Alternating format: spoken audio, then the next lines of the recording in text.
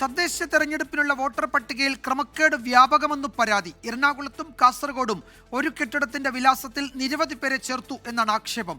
Voter പട്ടികയിലെ ക്രമക്കേട് ചൂണ്ടിക്കാട്ടി ജില്ലാ കളക്ടർക്കും തെരഞ്ഞെടുപ്പ് കമ്മീഷനും തൃശൂർ DCC അധ്യക്ഷൻ പരാതി നൽകി. തൃശൂർ ലോക്സഭാ മണ്ഡലത്തിലേക്ക് നടന്ന തിരഞ്ഞെടുപ്പിൽ ക്രമക്കേട് ആരോപണം ശക്തമായതിനു പിന്നാലെയാണ് തദ്ദേശ തെരഞ്ഞെടുപ്പിനുള്ള വോട്ടർ പട്ടികയെ ചൊല്ലിയും പരാതി. കാസർഗോഡ് കോടോംബേളൂർ പഞ്ചായത്തിലെ 11ാം വാർഡിൽ വോട്ടർ പട്ടികയിൽ വ്യാപക ക്രമക്കേടെന്നാണ് ആക്ഷേപം.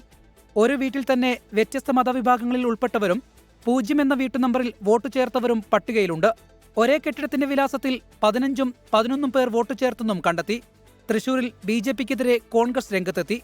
MP-യും MP-യുടെ കുടുംബവും അത് വലിയ ഭീകരമായ ഒരു അവസ്ഥയല്ലേ? ജനാധിപത്യത്തെ ധ്വംസിക്കുകയാണ്. അതിൻ്റെ തെരഞ്ഞെടുപ്പിൻ്റെ നീതിപൂർവമായ തെരഞ്ഞെടുപ്പ് നടത്താൻ സാധ്യമല്ലല്ലോ. അങ്ങനെയാണെങ്കിൽ ഇത്തരത്തിൽ വോട്ട് ചേർത്താമെന്നുണ്ടെങ്കിൽ ആരെയും തോൽപ്പിച്ചുകൂടെ? എറണാകുളം തൃക്കാക്കരയിൽ കള്ളവോട്ടുകൾ എന്ന പരാതിയുമായി എത്തിയത് LDF. ഒരേ വീട്ടുനമ്പറിൽ 59 വോട്ടുകളുണ്ടെന്നാണ് പരാതി. ദേശീയ കവല എന്ന വാർഡിലാണ് അനധികൃത വോട്ടർമാർ.